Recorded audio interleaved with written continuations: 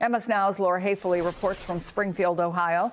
Also with us, Washington Post reporter Maria Luisa Paul, former Republican governor of Ohio and MS Now analyst John Kasich, and former assistant DA in Manhattan and MS Now legal analyst Catherine Christian. Laura, an estimated 12 to 15,000 Haitians live in Springfield, where you are. What are you hearing from the community? Well, first of all, Chris, this is not the first time Springfield has been in the eye of the immigration storm. Back in 2024, President Trump, during his campaign, made a ludicrous allegation that Haitian neighbors were eating their pets. The conversation today continues. I just came from a rally at a nearby Baptist church where more than 1,000 people were calling for the end of aggressive ICE operations. They had a moment of silence for people who've died in ICE detention, for Renee Good, for Alex Preddy. There's a lot of urgency in this community to help the immigrant populations, and a lot of that is stemming from the termination of temporary protected status. That's a status that allows people from designated countries to work and live here legally if going home is unsafe. If people lose that status, it means they're subject to deportation or detainment. It's a stark reality for neighbors here in Springfield. Take a listen. It's anxiety going on in the community. It's just like fear. Everybody is fearful. And what I want to tell you is that it's not the fear is not only among the Haitian community. It's the whole community, actually, because folks are being targeted not based on the skin color or the accent they speak with. So it's chaotic here.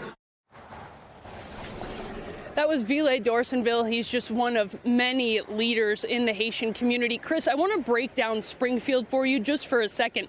Through the 1980s, it was a bustling city. They had manufacturing plants that built things like auto parts and semi-trucks and ambulances. Well, since then, those industries and those plants have died out, and with it, the population. Fast forward, you have this immigration of Haitian neighbors. You mentioned the population size, 15,000 Haitian community members here in Springfield. Many of the leaders at that rally today say without them, Springfield would look a lot different. Chris? Thank you so much for that, Laura. So, Governor, we have seen and heard, I've looked through all the local newspapers in Ohio today, there is a lot of fear. It's not just in Springfield.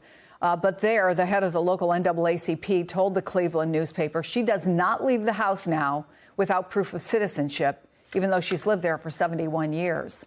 The current Republican governor, Mike DeWine, has criticized the end of TPS for the Haitian people. He's encouraged ICE to follow good policing practices. But what more can folks do to navigate this, the governor, local officials, and navigate the fear in the community? Well, look, Mike has said that he is against ending TPS. And when you think about it, what are we going to do? Ship a bunch of people back to Haiti where gangs are kind of running the place? I mean, it doesn't make any sense. This gets to be about compassion. And, Chris, you noticed that election that they had down in Texas where Trump had won this district by 17 points and the Democrat just won. And a lot of it is people saying, you know, we've had enough. We just don't want to go through this anymore. So what I think is that Governor DeWine needs to really press upon the president that, taking action at this point doesn't make sense, that the courts may have an opportunity to take a look at this. But look, the situation is that whole purpose of what I think Trump was elected upon was taking criminals. What we know about Springfield is these folks have built businesses. They're an integral part of the community.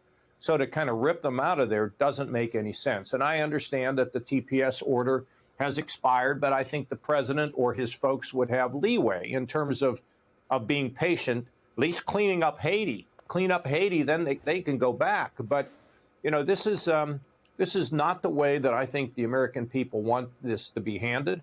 And elections are showing it. And so I think the folks who are leaders down there have to stay calm. What Mike's made it clear is that the highway patrol, the sheriffs in the area will be involved, and they expect, if any federal officials come in, to cooperate with them. And I think it's that consistent tone of telling people we're going to do this the right way. And for him, to intervene on a regular basis with the president and to say, hey, not here, not now.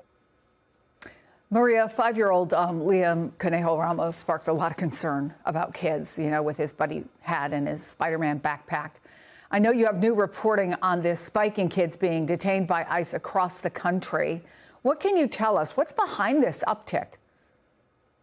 So what we found in our reporting is that the average people that are being held in family detention centers has more than tripled since the beginning of the fiscal year, starting from about 425 people in October to about 1,300 in January. So that's already a huge spike in a short amount of time. Additionally to that, there's data by the Marshall Project finding that nearly 4,000 children have been detained since the start of the Trump administration. And I think the detention of Liam Conejo Ramos, with that picture of the bunny hat and his Spider-Man backpack has become very powerful. And it has become a sign of how, as the administration pushes to fulfill its promises of mass deportations, it is increasingly ensnaring the most vulnerable and youngest lives in the country.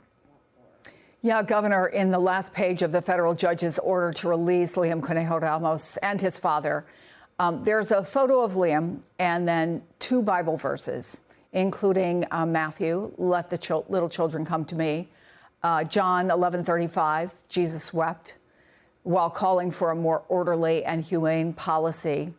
Do you think that's why we're seeing this movement? People are connecting so broadly on a basic human level that little kids should not be made to suffer.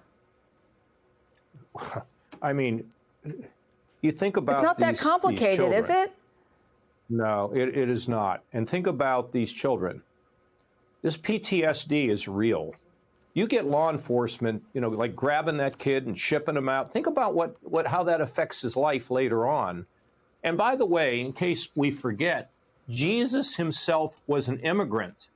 He left where he was in Bethlehem and he fled to Egypt. And ultimately, when the oppressive leader in Egypt died, the angel told Joseph he could take his family back. And they did go back. Jesus was an immigrant. And, the interesting thing is you would hope, and not just the Christian community, the Jewish community, the Muslim community, all these communities of faith. I mean, they're beginning, you saw what Pope Leo had to say about this and how terrible this was. But when you have some sort of a goal, some fixated goal you have, you just go scoop people up. I would tell you this, Chris, I believe that the American people are speaking now. I think they're being heard. And imagine if they come, and Springfield, you used to go to school not far from Springfield. Yep. You know what that town is like. I mean, to have, I'll tell you, they're really going to set the country on fire. They come from Minneapolis to Ohio. I'm hoping, I'm optimistic they will do this the right way. And in the meantime, it has to be leadership from all the state officials, including the Vice President of the United States and, of course, Mike DeWine and the faith community. But no violence. We can't have violence. We just have to, if we're going to protest, if we have to, it has to be done orderly. Or in other words, what will happen is politics will take over.